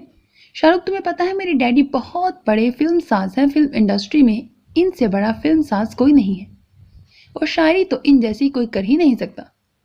मेरी मददगार ने मुझे कब्र में उतारने की तैयारी करते हुए कहा, बस बेटे, कभी गरूर नहीं किया। अपने तो दो ही शौक हैं, एक शायरी और एक फिल्म। अरे याद आया, मैंने आज तुमसे मिलने की खुशी में तहज्जुद के बाद एक शेर कहा था। अर्ज किया है कि पानी पानी कर गई मुझको कलंदर की ये बात, पानी पानी कर गई मुझको कलंदर की ये बात, मैनू धरती कली करा दे वे मैं नचा सारी रात। वाह वाह, क्या अच्छा शेर कहा है मैंने, सुभान अल्लाह। उसने शेर सुनाकर खुद ही झूमना शुरू कर दिया। मैं जुगत बना बैठा था। फहमी ने मेरी तरफ देखकर अपनी खूबसूरत सी आंख मारी और सेठ के पास जाकर बोली, डैडी, शाहरुख आपकी शायरी सुन कर सकते में आ गए हैं। उसने अपने बाप की तरह काला सिया झूठ बोला और मेरा जी चाहा कि उसके सर पर उसका बाप दे मारूं। मुझे आज तक ये मन तक समझ नहीं आई कि खूबसूरत लड़कियों के बाप क्यों इतने खौफनाक होते हैं। अच्छा, सेठ की आंखें फैल गईं। आई हेट हिम, मुझे इससे मोहब्बत है। वैसे दामाद जी, ये बताओ कि आजकल किस चीज़ पर तजर्बात कर रहे हो? मैं समझ गया कि अब मौत आई, लिहाजा संभल कर बोला, बस जी मुख्तलिफ चीज़ें हैं, कोई एक हो तो बताऊं। सेठ ने मुतासिर कुन अंदाज में अपना सर हिलाया और बोला, तुमने अब तक क्या क्या ईजाद किया है? मैंने बेबसी से फहमी की तरफ देखा। वो जल्दी से बोली, डैडी, शाहरुख ने पानी वाली कुर्सी बनाई है। शाहरुख, याद है ना वो पानी वाली कुर्सी? अब मैं उसे क्या बताता कि मुझे तो कभी आयतल कुर्सी याद नहीं हुई, मैं पानी की कुर्सी का क्या याद रखता। लेकिन हालात का तकाजा था कि हर बात में हाँ की जाए, सो मैंने भी इस बात में सर हिला दिया। सेठ की आंखें मजीद फैल गईं। और डैडी, शाहरुख ने एक ऐसा जहर ईजाद किया है जिसे खाने के बाद इंसान मर जाता है। वाकई? सेठ का मुंह खुले का खुला रह गया। जी हाँ, और एक अहम ईजाद तो मैं बताना ही भूल गई। शाहरुख ने एक ऐसी गाय ईजाद की है जो खुद लोगों के घरों में जाकर ताज़ा दूध देकर आती है। सेठ ने होठों पर जुबान फेरी। और अब शाहरुख एक ऐसा सांप बना रहे हैं जो बच्चे दिया करेगा। मैं पूरी तवज्जो से अपनी ईजादात की तफसील सुन रहा था। कहीं कहीं तो मुझे शुबा हुआ जैसे वाकई मैं ये सब ईजादें कर चुका हूँ। अब मुझे अक्सर कहा करते कि तेरा मुंह ही करने वाला है। अब्बा का ख्याल आते ही मुझे करंट सा लगा। मैंने फौरन वॉल क्लॉक की तरफ नजर डाली। शाम के 7 बजने वाले थे। क्या मैं एक फोन कर सकता हूँ? मैंने इजाजत चाही। ओह come on, it's your shop, ये तुम्हारा घर है, जितने मर्जी फोन करो। सेठ ने अंग्रेजी की मत मारते हुए फराग दिली से कहा। मैं झिझकते झिझकते फोन के करीब पहुंचा और घर का नंबर डायल करने लगा। पता नहीं क्यों हर दफा जैसे ही मैं नंबर डायल करता एक नस्वानी आवाज आती, आपका मतलूबा नंबर दुरुस्त नहीं है। मेरी उलझन देखकर फहमी मेरे करीब आई। मैं नंबर मिला दूं? उसने दांत पीस कर आहिस्ता से कहा, जी। मैंने रिसीवर उसके हाथ में दे दिया। क्या नंबर है? उसने पूछा। जी 12/3 है। ये कैसा नंबर है? वो गड़बड़ा गई। नंबर तो यही है जी। कहाँ का नंबर है ये? उसने बदस्तूर आहिस्ता आवाज में पूछा। घर का जी, मैंने सहम कर कहा। मगर ऐसा नंबर तो दुनिया भर में किसी के टेलीफोन का नहीं होता। वो मजीद गुस्से में आ गई। मैंने कब कहा है कि ये टेलीफोन का नंबर है? तो फिर ये तो हमारे घर का नंबर है, मकान नंबर 12, गली नंबर 3। और टेलीफोन नंबर? फहमी की आंखों में खून उतर आया। टेलीफोन तो हमारे घर है ही नहीं। मैंने दांत निकाले। इससे पहले कि फहमी कुछ कहती, अचानक सेठ मेरी तरफ देखकर पूरी कुव्वत से चिल्लाया, होशियार, पकड़ लो, जाने न पाए। मेरे जिस्म में ठंड सी उतरती चली गई। मैं जहां था वहीं जम गया। फहमी भी चौंक गई। मैं समझ गया कि सेठ ने मुझे पहचान लिया है। आहा, पकड़ा गया। सेठ धड़ाम से सोफे पर गिरा। कौन पकड़ा गया डैडी? फहमी घबराई। सेठ ने होंठों पर उंगली रखकर उसे खामोश रहने का इशारा किया और खुद उठकर तेजी से इधर उधर टहलने लगा। हम दोनों हैरान खड़े थे। यूं लग रहा था जैसे सेठ हमसे बिल्कुल बेखबर है। मैंने दिल पर हाथ रखकर गौर से देखा। सेठ सोचते हुए मजीद भयानक लग रहा था। उसकी चाल में अजीब सी बेचैनी थी। 2-3 मिनट उसकी यही कैफियत रही। फिर उसने कोट की जेब से कागज कलम निकाल कर कुछ लिखा और फखर से बोला, ताज़ा शेर हुआ है। मेरी जान में जान आई। फहमी मुंह बनाकर बोली, डैडी आपने तो हमें डरा ही दिया था। शाहरुख तो एकदम परेशान हो गए थे। मैंने सामने लगे शीशे में देखा। मैं वाकई परेशान था और परेशानी के आलम में मैं नाना पाटेकर लग रहा था। साहबजादे, आर यू हैप्पी? क्या तुम परेशान हो? नहीं जी, मैं तो खुश हूँ, बहुत खुश। क्यों? तुम खुश क्यों हो? सेठ गर्म हो गया और मैं सटपटा गया। डैडी, ये इसलिए खुश है कि आपको शेर आया है। فہمی نے بڑی مشکل سے اپنے غصے پر قابو کیا۔ سیٹھ خوبصورت کی بانچیں کھل گئیں۔ ہاں بھئی، ہے تو یہ خوشی کی بات۔ اب دیکھو نا، شعر کبھی کبھی ایسے وقت بھی آ جاتا ہے جب اسے نہیں آنا چاہیے۔ میری تو یہ حالت ہے کہ کبھی کبھی تو دن میں 20 دفعہ بھی شاعری کرنی پڑ جاتی ہے۔ آپ چھلکا کھایا کریں، میں نے تجویز دی۔ سیٹھ نے پہلے تو بے دہانی میں سر ہلا دیا، لیکن پھر بات سمجھ کر فوراً ہی میری طرف دیکھ کر گھورا۔ یہ تم سائنسدان لوگ ہی سے جمالیات سے بالکل عاری ہوتے ہو۔ ہاں جی، میں نے کچھ نہ سمجھتے ہوئے بھی سر ہلا دیا۔ تمہیں غالب کیسا لگتا ہے؟ سیٹھ نے اپنی تھوتنی اٹھائی۔ بس جی، ٹھیک ہی ہے، میں نے نظریں چرائیں۔ Are you serious? کیا تم مذاق کر رہے ہو؟ وہ چونک گیا۔ او ڈیڈی، آپ نے شاہ رخ سے کھانے کا تو پوچھا ہی نہیں۔ فہمی پھر میری مدد کو آئی۔ یس جی یس، میں نے فہمی کے اشارے کو سمجھتے ہوئے جلدی سے کہا۔ اوکے، گیٹ آؤٹ، آ جاؤ، اکٹھے ہی کھانا کھاتے ہیں۔ سیٹھ نے اشارہ کیا اور میں کسی معمول کی طرح فہمی کے ہاتھ میں ہاتھ دیے دوسرے کمرے کی طرف چل پڑا۔ یہ کمرہ اور بھی خوبصورت تھا۔ میری نظر ڈائننگ ٹیبل پر پڑی اور میری آنکھوں کے آگے اندھیرا آ گیا۔ ٹیبل انواع اقسام کے 10-15 گرما گرم کھانوں سے بھرا ہوا تھا اور پورے کمرے میں کھانوں کی تیز خوشبو پھیلی ہوئی تھی۔ فہمی نے آگے بڑھ کر میرے لیے کرسی کھینچی۔ یہ میری زندگی کا پہلا موقع تھا کہ میں ڈائننگ ٹیبل پر بیٹھ کر کھانا کھانے لگا تھا، ورنہ ہمارے گھر میں اس مقصد کے لیے ہمیشہ ابا کی دھوتی بطور دسترخوان استعمال ہوتی تھی۔ کھانا کھانے کے بعد وہ یہی دھوتی باندھ کر کے لولا فرمایا کرتے تھے۔ جس دن کھانے میں مرچیں زیادہ ہوتی تھی، ابا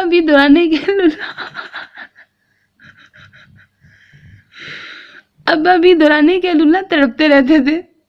چونکہ دھوتی ایک رسکی لباس ہے، اس لیے ابا نے دھوتی میں باقاعدہ نفا بنوا کر اس میں بوری کے سیبے کا آزار بند ڈلوا رکھا تھا۔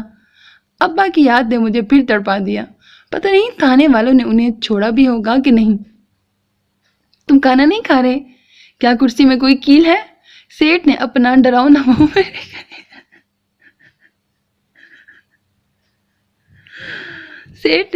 ڈراؤنا منہ میرے قریب کر کے کہا اور بے اختیار میری چیخ نکلتے رہ گئی۔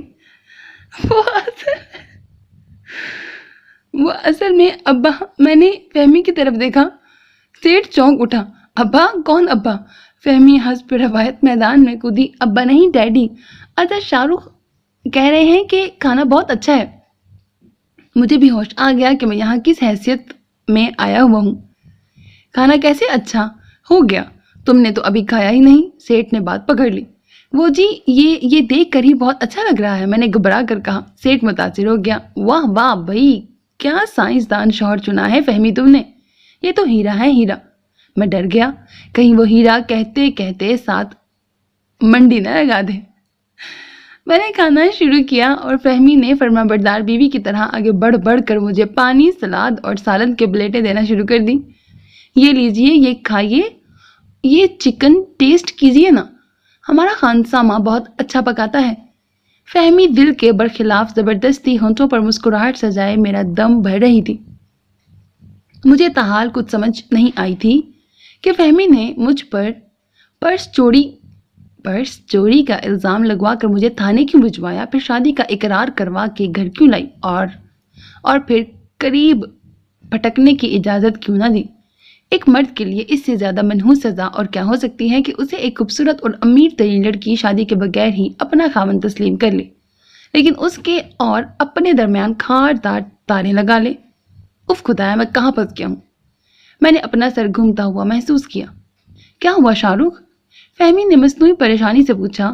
خدا کی قسم، جب وہ مجھے شاہ رخ کہہ کر بلاتی تھی تو مجھے یوں لگتا تھا جیسے کسی تنگڑ کو بش بنا دیا گیا ہو۔ میرا بہت جی چاہا کہ زور زور سے کہے لگاؤں۔ ایسا گنجا شاہ رخ انڈیا میں ہوتا تو دیوداس کا نام ٹنڈ داس ہوتا۔ ٹنڈ کا خیال آتے ہی میں نے سر پہ ہاتھ پھیرا۔ ٹنڈ کے شورش زدہ بال آہستہ آہستہ سر نکالنا شروع ہو گئے تھے۔ جانو، آپ ٹھیک تو ہے نا؟ فہمی نے مجھے ایسے جانو کہا جیسے کسی کو الو کا پٹھا کہا جاتا ہے۔ میں یک دم چونک گیا۔ ہاں میں ٹھیک ہوں، بس ایسے ہی ذرا सर चकरा रहा था। I think you need disturbance, मेरा ख्याल है तुम्हें आराम की जरूरत है। सेठ ने मुनाफिक अंग्रेजी में मुझसे इजहार हमदर्दी किया। जी हाँ जी हाँ, मैंने बगलोलों की तरह सर हिला दिया। मेरा भी यही ख्याल है, आइए थोड़ा रेस्ट कर लीजिए। फहमी पहले ही इसी बात के इंतजार में थी। उसने तेजी से मेरा हाथ पकड़ा और खड़ी हो गई। सच्ची बात तो यह है कि मैं इतना शानदार खाना छोड़कर उठना नहीं चाहता था। मेरा बहुत जी चाह रहा था कि एक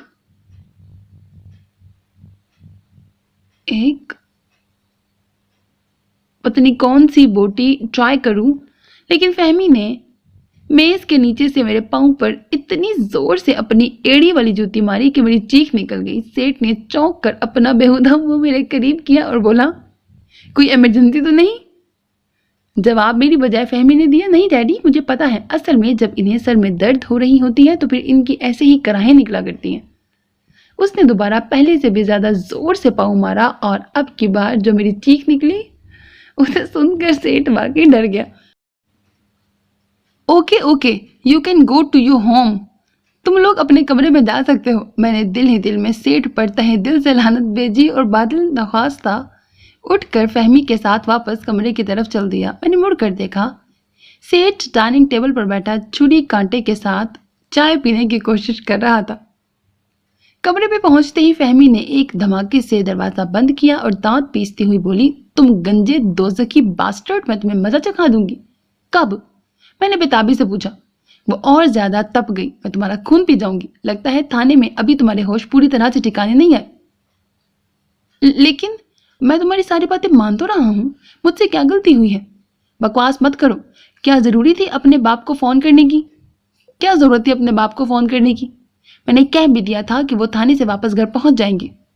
वो तो वापस पहुंच चुके होंगे, लेकिन मैं कैसे पहुंचूंगा? तुम कोई लड़की नहीं कि घर से बाहर रहने पर तुम पर कोई इल्जाम लग जाएगा। तुम मेरी अम्मा को नहीं जानती, वो कच्चा खा जाएंगी मुझे। मेरी गुजारिश है कि बस एक दफा मुझे घर बता आने दो कि मैं आज रात तुम्हारे साथ गुजारूंगा। क्या कहा? गाली, वो चिल्लाई। मेरा मतलब है कि मैं उन्हें बताऊं कि मैं आज रात बाहर रहूंगा। तुम जाना चाहते हो? वो ठोस लहजे में बोली। कौन नाशुक्रा जाना चाहता है? मैं तो सिर्फ अम्मा अब्बा को कोई इतला नहीं होगी। अगर तुमने यहां से जाने की कोशिश की तो पुलिस को मेरा एक फोन ही काफी होगा। लेकिन मैं तो तुम्हारा मजाजी खुदा। ओह शट अप, आईना देखो जरा गौर से। मैंने जल्दी से ड्रेसिंग टेबल के शीशे में खुद को देखा। चेहरे मोहरे से मैं बब्बू बराल का छोटा भाई लग रहा था। फहमी की आंखें गुस्से से भरी हुई थी। वो कुछ देर तक इसी तरह बैठी रही, फिर फ्रिज में से एक पेप्सी निकालकर गटागट पी गई। ये अमीर लोग भी कमाल के होते हैं, अभी भला कोई पेप्सी भी इस तरह पीता है? हमारी मिसाल सामने है। हमारे घर में ईद के ईद पेप्सी आती थी और उस एक बोतल में भी अब्बा 4 ग्लास पानी डाला करते थे। उनका कहना था कि खालिश पेप्सी फौरन चढ़ जाती है। मेरा ख्याल है मुझे तुम्हें सब कुछ बता देना चाहिए। फहमी ने मुझे सोचों से निकाला। सब कुछ बेशक ना बताओ, लेकिन कुछ न कुछ तो पता चलना चाहिए ना। मैंने बेतकल्लुफी के जीने पर पहला कदम रखा। मेरी बात के जवाब में वो खामोश हो गई। मैं इंतजार करने लगा कि कब वो इस अहम राज से पर्दा उठाती है। काफी देर तक वो कालीन को घूरती रही, फिर एक गहरा सांस लेकर बोली, मैं तुम्हें 5 लाख देना चाहती हूँ। उसने इत्मीनान से कहा और मैं बेहोश होते होते रह गया। मैंने अंदाजा लगाया कि अगर मैं फौरी तौर पर खुद को ना संभालता तो मेरे नए सूट की पैंट खराब भी हो सकती थी। मैंने चक्कर खाने से पहले उसके जुमले को जहन में दोहराया और फिर पूछा, क्या कहा? उसका जवाब वही था, मैं तुम्हें 5 लाख देना चाहती हूँ। मुझ पर शादी मर्द की कैफियत तारी हो गई। मैंने तसव्वुर की आंख से देखा कि मैं अच्छे से होटल में बैठा खाना खा रहा हूँ, लाहौर की माल रोड पर एक पहिए पर मोटरसाइकिल दौड़ा रहा हूँ, रीमा के साथ कच्ची लस्सी पी रहा हूँ, डबल बेड पर फहमी के साथ टाइटैनिक देख रहा हूँ और फहमी मुझसे तस्वीर बनवाने की फरमाइश कर रही है। और बस फहमी की आवाज़ मेरे कानों में पड़ी, लेकिन इसके लिए तुम्हें मेरी एक छोटी सी बात माननी होगी। मेरा दिल चाहा कि मैं उसके कदमों में सर रखकर कहूँ कि मोहतरमा 5 लाख के लिए तो मैं आपका खोता भी बनने को तैयार हूँ। फरमाइए, मुझे किस को दो लत्ती झाड़नी है, लेकिन फिर संभलते हुए पूछा, बात खतरनाक तो नहीं, कहीं किसी को पैकेट तो नहीं पहुंचाना? बिल्कुल भी नहीं। कोई कत्ल वगैरह? हरगिज नहीं। कोई अगवा? मेरा मतलब है कि सवाल ही पैदा नहीं होता। किसी को अनरजाइल में मिट्टी का तेल डालकर तो नहीं पिलाना? तुम्हारा दिमाग खराब हो गया है? ओह, तो मैं समझ गया। मैंने चौंक कर कहा, क्या समझ गए? मतलब मुझे पता चल गया है, तुम रॉ की एजेंट हो और मुझसे बम धमाका करवाना चाहती हो। और मुझे पता चल गया है कि तुम उल्लू के पट्टे हो और मेरे हाथों जलील होना चाहते हो। उसने दांत पीसे। तो फिर ये कैसा काम है जिसके लिए तुम मुझे 5 लाख दोगी? पहले तुम हामी भरो। वाह, हामी क्यों भरूं? इधर मैं हामी भरूं, उधर तुम कहो चलो भाई अब चौथी मंजिल से छलांग लगाओ। यू इडियट, ऐसी कोई बात नहीं है। तो फिर? मैंने सवालिया नजरों से उसकी तरफ देखा। काम कुछ भी नहीं है, सिर्फ 3 लफ्ज बोलने हैं। उसने ड्रामाई अंदाज में कहा, 3 लफ्ज? मैं हैरान रह गया।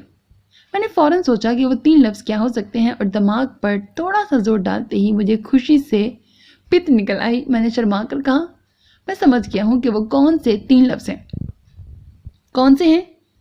वो लफ्ज हैं आई लव यू। मैंने उंगलियां दांतों में दबाई और फहमी की तरफ देखा। वो खा जाने वाली नजरों से मुझे देख रही थी। मैं समझ गया कि मेरा जवाब गलत है। मैंने फिर जहन पर जोर दिया। ओहो, अब समझा। ये 3 लफ्ज हैं, मैं तुम्हारा हूं। पटाख, मेरे सर में गुलदान आ लगा और मुझे यूं लगा जैसे मेरे सर पर 35 खरगोश रक्स कर रहे हों। लुच्चे, अगर दोबारा ऐसे अल्फाज बोले तो मैं मार मार कर पिल्ला बना दूंगी, फिर गलियों में म्याऊं म्याऊं करते फिरोगे। पिल्ला म्याऊं म्याऊं नहीं करता, टियाऊं टियाऊं करता है जी। मैंने कराहते हुए उसकी तस्हीह की। मालूम है, बकवास करने की जरूरत नहीं। वो गजबनाक हो रही थी। मैं सोचने पर मजबूर हो गया कि यकीनन ये 3 लफ्ज मेरे हक में नहीं जाते। तो फिर मुमकिन है ये 3 लफ्ज होंगे कि मैं कुत्ता हूं या फिर मैं हिजड़ा हूं। ओह माय गॉड, ये ख्याल आते ही मेरी रूह फना हो गई। चलो, कुत्ते वाला एतराफ तो मैं बाअमर मजबूरी कर ही लेता, लेकिन ये जो हिजड़े वाला एतराफ था, ये तो साफ साफ मेरी मर्दानगी पर हमला था। नहीं, मैं हिजड़ा नहीं हूं। मैं बेइख्तियार चिल्लाया और फहमी मुझे हैरत से घूरने लगी। मैं हिजड़ा नहीं हूं। ये इंकशाफ तुम पर कब हुआ? क्या मतलब? मैं गड़बड़ा गया। मतलब ये कि तुम जो समझ रहे हो वो मैं तुमसे नहीं कहलवाना चाहती। खुदा के लिए अब बता भी दो कि वो 3 लफ्ज कौन से हैं। मैंने बेबसी से कहा। वो 3 अल्फाज हैं, तलाक तलाक तलाक, फहमी ने कहा और मेरे अंदर 5-6 हाइड्रोजन बॉम्ब फट पड़े। मेरा दिमाग मजीद चकरा गया। या खुदा, ये मेरे साथ क्या हो रहा है? बगैर शादी के दुल्हन मिल गई और वो बगैर निकाह के तलाक मांग रही हैं। मुझे ऐसा लगा जैसे अभी कोई बच्चा भागता हुआ आएगा और मुझे अब्बू अब्बू कहते हुए चिमट जाएगा। मुझे यकदम फहमी से खौफ आने लगा। तो तुम हो कौन और चाहती क्या हो? वो तेजी से उठी और मेरे सर पर पहुंच गई। मैं समझा शायद मारने आई है, लेकिन वो मेरे करीब आकर तन कर खड़ी हो गई। उसके अंदाज से लग रहा था कि अगर मैंने उसकी बात ना मानी तो अब की बार वो मुझे ना सिर्फ पुलिस के हवाले भी करेगी, बल्कि मुझे इंसान से बांदर बनवाने में भी कोई कसर नहीं छोड़ेगी। उसने कुछ देर मुझे घूरा, फिर बोली, ज्यादा तफसील मैं जरूरी नहीं समझती, ताहम तुम्हें थोड़ी बहुत बात बता देती हूँ। असल में मुझे अपने क्लास फेलो शाहरुख से बहुत ज्यादा मोहब्बत है। हम दोनों ने चोरी छुपे शादी कर ली। मेरी मामा फौत हो चुकी हैं और मुझे डैडी ने ही पाला पोसा है। डैडी को इस बात की सख्त नाराजगी थी कि मैंने उनसे पूछे बगैर क्यों शादी की है। हम दोनों डैडी के डर से कुछ अरसे के लिए हांगकांग चले गए। वहां किसी बात पर मेरा और शाहरुख का झगड़ा हो गया और उसने गुस्से में दोस्तों के सामने मुझे 3 दफा तलाक दे दी। बाद में उसे एहसास हुआ कि उससे कितनी बड़ी गलती सरजद हो गई है। मेरी भी ख्वाहिश है कि हम फिर से एक हो जाएं, लेकिन मसला यह है कि मजहब की रूह से अब मैं हलाला किए बगैर शाहरुख से दोबारा शादी नहीं कर सकती।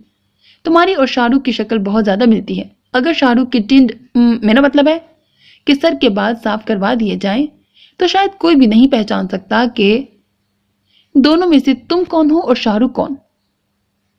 मैंने जब पहली दफा तुम्हें सड़क क्रॉस करते देखा था तो यही समझी थी कि तुम शाहरुख हो, लेकिन 2 दिन तक तुम्हारा पीछा करने पर मालूम हुआ कि तुम शाहरुख नहीं बल्कि उसके हमशक्ल हो। फिर मैंने पर्स छीनने का झूठा शो شور ڈلوا کر تمہیں پولیس میں پھنسوایا اور اب اس شرط پر تمہیں اپنے ساتھ لائی ہوں کہ تم میرے ساتھ نکاح کرو اور نکاح کے فوراً بعد مجھے 3 دفعہ طلاق دے دو۔ میں دم بخود ساری بات سن رہا تھا۔ میرے وہم و گمان میں بھی نہیں تھا کہ دنیا میں میرا کوئی ایسا ہم شکل بھی ہوگا جو اس خوبصورت لڑکی کے ساتھ ہانگ کانگ کی سیریں کرے گا۔ میں سب کچھ سمجھ چکا تھا لیکن میری عقل میں نہیں آ رہا تھا کہ اب مجھے کیا کرنا چاہیے۔ فہمی مجھے طلاق کے عوض 5 لاکھ روپے کی پیشکش کر رہی تھی۔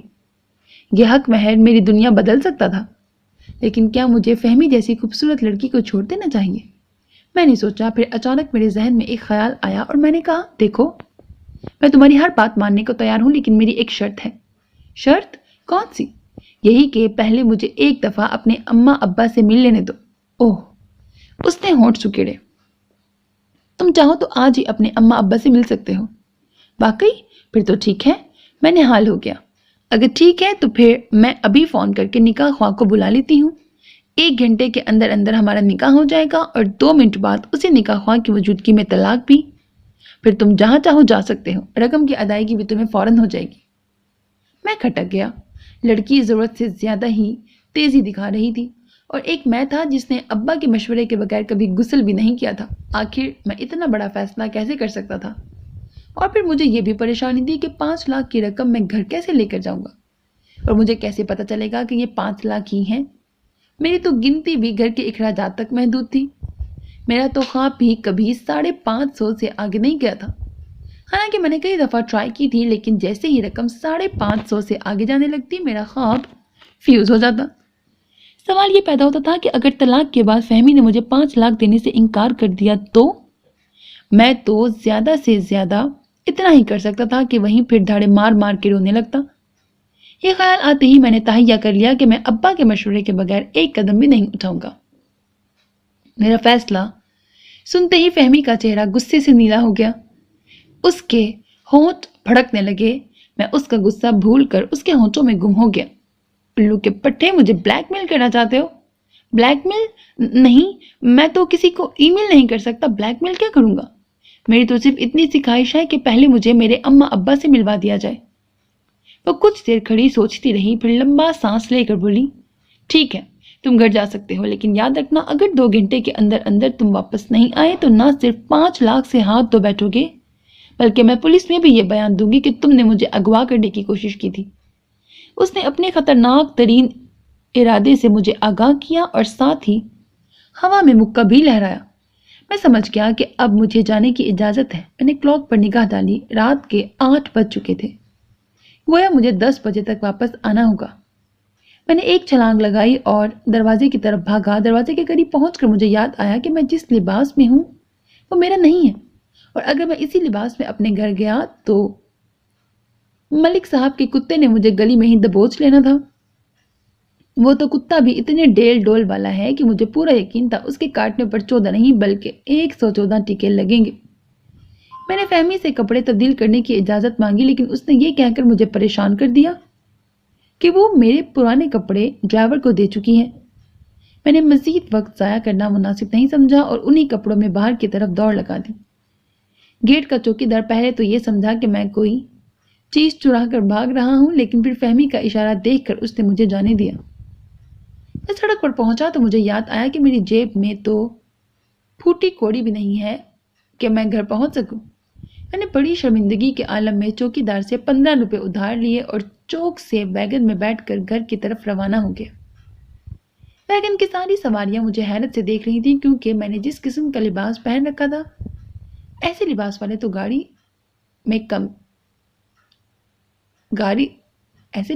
تو گاڑی سے کم پر بیٹھتے ہی نہیں۔